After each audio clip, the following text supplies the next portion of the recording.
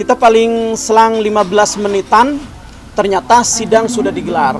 Apa boleh buat? Kita tidak bisa menyampaikan apa yang seharusnya kita sampaikan.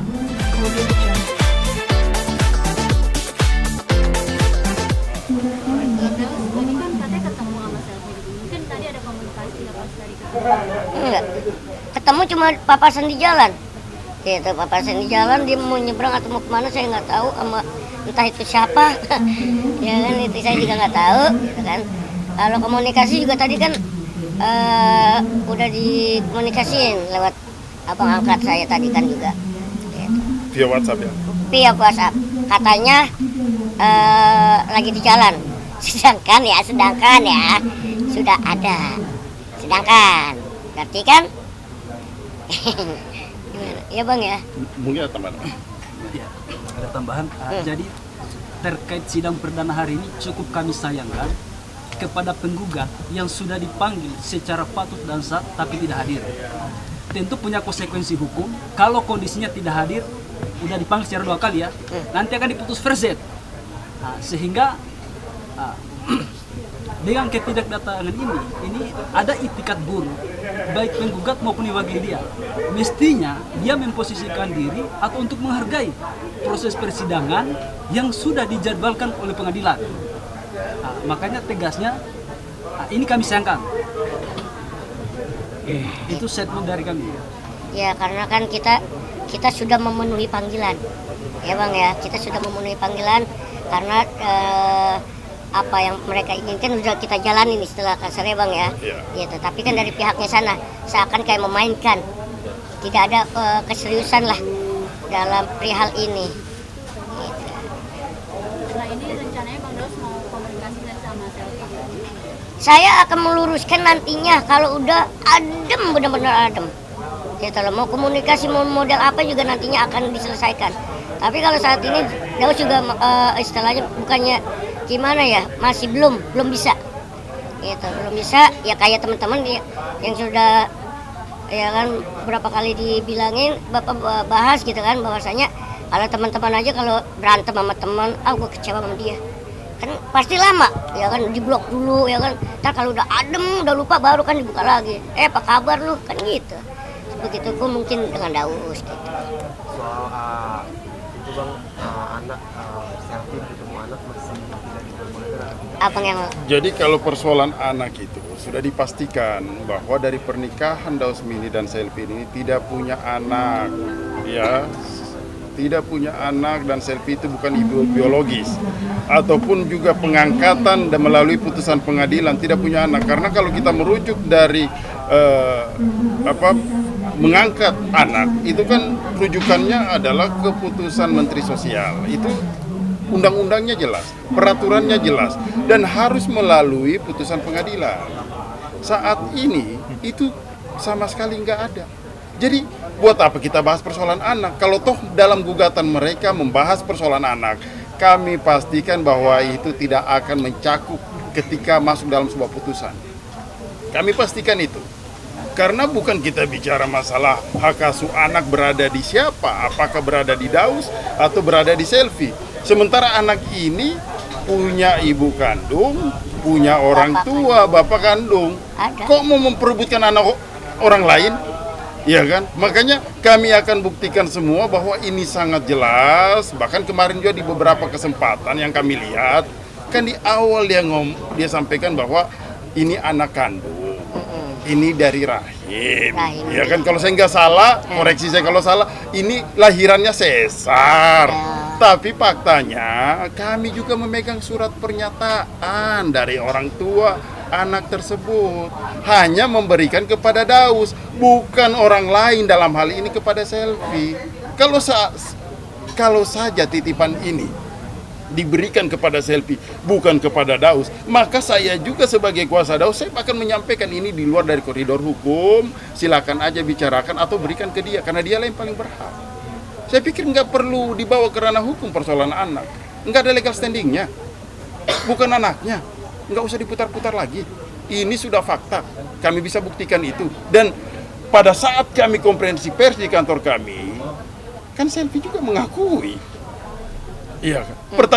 Pertanyaannya yang paling sederhana adalah apakah dengan hanya merawat seorang anak, ya kan, kemudian bisa dijustifikasi bahwa itu adalah anaknya? Tidak seperti itu. Kalau seperti itu faktanya, hati-hati tuh bagi orang yang mengambil atau menitipkan anak-anak kepada orang-orang lain yang notabene-nya hanya diminta bantuan. Hati-hati kalau seperti itu. Kemudian hal itu mau dibawa ke ranah hukum, menurut kami itu sangat ngaco. Itu loh. Nggak masuk lah. Bang Daus, Siap. mungkin sedikit menceritakan apa sih alasannya akhirnya Bang Daus mengasuh anak ini? Ya karena ini loh, apa namanya, pengen suasana gitu kan, istilahnya apa ya Bang? Kecintaan terhadap anak kecil. Kecintaan kepada anak kecil gitu kan. Kan buat nemenin juga kan kalau di rumah gitu, biar nggak sepi gitu kan. Iya, Bang. iya. Kalau ada anak kecil kan kita jadi tambah rame lagi, jadi lebih berwarna lagi itu gitu. Ingin suasana rumah lebih hidup. Ingin suasana rumah lebih hidup gitu dengan adanya anak gitu. Tapi itu muncul dari Bang Dausnya atau dari selfie awalnya Apa tuh? Idenya mungkin untuk mengasuh anak, adopsi anak. Ya kalau idenya adopsi. Maksudnya itu pada saat pengambilan Pengambilan anak. Iya kalau pengasuhan awal itu kan pasti ibu anak ini atau orang tua anak ini kan memberikan kepada Daus. Jadi nggak usah kita tanyakan lagi idenya dari mana, iya kan? Hubungannya itu sudah sangat jelas. Hanya yang kami mau menekankan di sini, tidak ada hukum yang mengatur anak yang bukan lahir dari kandungan atau juga bukan berdasarkan putusan pengadilan terhadap hak asuhnya, tiba-tiba mau diperebutkan di dalam gugatan perceraian. Logikanya di mana? Makanya aku katakan ini, ya semoga mereka memahami hukum lah. Kira-kira seperti itu, ya kan? Daus, ada pernyataan apa sih ketika dititipi seorang ke Daus? ada, Apa? ada, Rawat ada. dan jaga. Rawat dan jaga layaknya sebagai anak kandung sendiri. Dianggap sebagai anak Saya kandung. dianggap iya. Iya. Dia menafkahi, ya kan, merawatnya, menjaganya, membesarkan sampai kalau bisa mendidiknya sampai dewasa. ada permasalahan ini orang tua anak itu gimana Bang Daus? Ya orang tua itu kan istilahnya udah diserahkan ke Daus. Jadi orang tuanya begini, saya juga sudah melihat bukti-buktinya bahwa terhadap anak itu orang tuanya tetap menekankan saya tidak memberikan ke pihak selfie atau ke orang lain. Saya ini hanya menitipkan anak saya hanya kepada Daus. Jadi jelas, nggak usah lagi diperdebat-debatkan. Apalagi mau dibawa ke pengadilan, lucu nanti. Iya kan? Oke. Ah, Siap. kira-kira seperti itu ya. Makasih ya, Oke. teman-teman. Oh, MOP. Belum diajukan adopsi. Belum ada. Kapan aja bisa dikembalikan. Kalau orang tuanya mengatakan Pak Daus atau Bang Daus, tolong kembalikan anak saya. Dengan tidak perlu ada putusan pengadilan, tidak perlu ada sengketa dan sebagainya. Ya udah, kembalikan pada orang tuanya. Kira-kira logikanya sampai harus diperdebatkan di persidangan, diperebutkan di persidangan, nggak masuk logika hukum. Kira-kira seperti itu, ya? Oke? Bang, Oke. jika perceraian itu terjadi terus dan anggaplah anak itu menjadi haknya selfie, anggap. Nggak ada, saya pastikan bahwa itu nggak akan masuk dalam sebuah putusan. Nggak bisa, Bu. Nggak bisa. Nggak bisa. Kok anak orang lain kalian mau diperdebatkan? Mau diperebutkan? Nggak ada. Nah, karena bukan Majukan anak. dulu adopsinya. Majukan dulu hak pengangkatan anak tersebut, hak asuh anak tersebut. Saya tidak ngomong dalam hal ini anak tersebut yang dititipkan ke Daus ini sebagai anak asuh atau adopsi. Karena saya pun memahami bahwa mekanisme anak asuh itu harus melalui putusan pengadilan. Saya katakan bahwa ini hanya sekedar anak titipan. Itu saja. Bang, Ya. maaf nih Bang. Berdasarkan pernyataan Mbak Gita kemarin kan, saat awalnya mengadopsi anak itu banyak biaya yang dikeluarkan oleh Bang Daus untuk mengadopsi anak ini. Tapi di saat itu juga Bang Daus mungkin perekonomiannya lagi goyang gitu, Bang Daus. Iya, ya sekarang apa namanya, ya kalau itu kan udahlah, mau ngapain sih istilahnya. Ya, pasti ikhlas. Yang penting kan kitanya aja udah lillah, ikhlas kan gitu, karena kan kita niatnya ibadah, hitungannya gitu, bukannya buat gaya-gayaan, bukan, ibadah udah. Hitung-hitungan buat hitung-hitungan, enggak, ibadah. Sama kayak ya kan orang tua kita dititipkan ya kan melalui orang tua kita, kan sama aja, orang tua kita ibadah juga, titipan juga dikasih anak ya kan gitu. Jadi Bang Daus memaksakan diri untuk melakukan itu. Kenapa? Memaksakan diri untuk melakukan itu walaupun perekonomian lagi. Ya itu mah apa ya istilahnya, biarinlah, nggak usah dibahas. Nah, cukup kita aja yang tahu gitu. Sebenarnya kan harus bilang kalau kita buka-bukaan banyak, gak usah, udah biarin, udah buat tutup buku, udah jebret kan gitu. Yang menilai, masyarakat juga bisa menilai kok kan gitu, ada apa dengan rumah tangga Daus sama istri kan gitu. Kan belum ada putusan ya Bang ya, kan gitu, belum ada putusan gitu kan, jadi masyarakat yang menilai gitu loh. Dan di rumah tangga itu kan yang ngejalanin kita berdua, bukan siapa-siapa, sekalipun itu kedua orang tua kita nggak ada gitu. Paling orang tua kan hanya menasehatin, bukannya memojokkan atau mengomporin. Harusnya ya, gitu loh. Oke ya. Oke, thank you ya. Terus ini kan kemarin Selfie bilang katanya handphonenya sudah diblok. Nah, alasannya kenapa ngeblok Selfie? Alasannya, ya tadi kan udah dibilang. Kalau kalian dikatain tuh, kesannya gimana gitu ya. Kalau kalian ada masalah sama orang lain, ya kan, udah kecewa, gitu loh. Itu gimana? Otomatis kan kalian ngeblok, ya dong. Nanti kalau udah reda, udah lupa dengan masalah yang ada, ya kita buka lagi. Kira-kira seperti itu. Ya, Berarti cincin nikah juga sudah dilepas ya? cincin nggak pakai. Nggak pakai. Nggak Berarti pakai. itu udah tanda ya, syarat ya? Apa? Kan kalau di kita cincin itu kan nggak ada. Kalau di kita ya, pemahaman kita ya, itu kan hanya di perempuan. Harusnya tanya ke perempuan. Kita lelaki.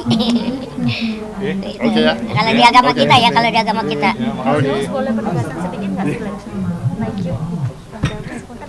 Sorry. Habis ya. Ini banyak anak kecil kak. Mana jadi ya terserah. Sono. Iya di sono aja. Ya udah di belakang aja.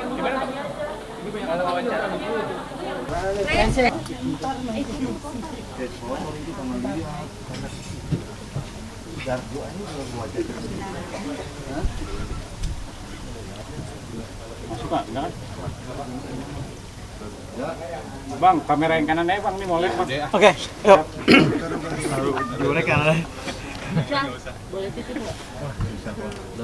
Oke, Raul. Assalamualaikum. Tadi sudah dipanggil beberapa kali dari pihak Selfie tidak hadir, akhirnya diskor sampai minggu depan. Ya, Akhirnya sidangnya ditunda. ya. Jadi barusan kita datang ke Pengadilan Agama dan ternyata setelah kita sampai ke sini sidang sudah digelar. Padahal tim kami sebelumnya, salah satu dari tim kami sudah konfirmasi ke bagian absen, ke bagian pendaftaran ya, absen ya, ke bagian absen, memberitahu bahwa kita datangnya sedikit telat. Sebenarnya bukan telat ya, kita di jalan karena macet di jalan. Terus kita minta, karena kita kan jauh, kita jauh dari Jakarta, ada sebagian tim kita dari Bandung segala macam. Sehingga tadi salah satu tim ke sini untuk menyampaikan bahwa kita sedang di jalan. Kita sudah konfirmasi ke pengadilan. Nah, cuman nggak tahu setelah kita konfirmasi, tiba-tiba sidang digelar tanpa adanya penggugat. Namun ini memang hak dari pengadilan untuk menggelar itu, gitu kan. Tapi biasanya ya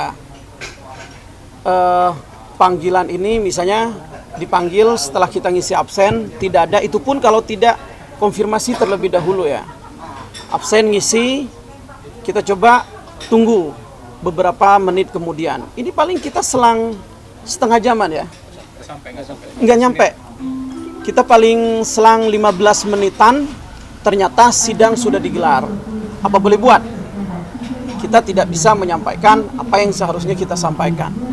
Yang jelas kewajiban kita untuk konfirmasi ke pengadilan secara patut, walaupun itu secara lisan, menyampaikan bahwa kita sedang di jalan. dan kita akan menghadiri persidangan itu.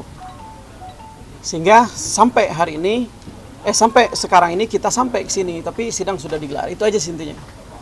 Galisan tapi udah absen Bang, sorry. Galisan udah absen kita. Sudah absen ya? Kita sudah ngisi kok, sudah ngisi.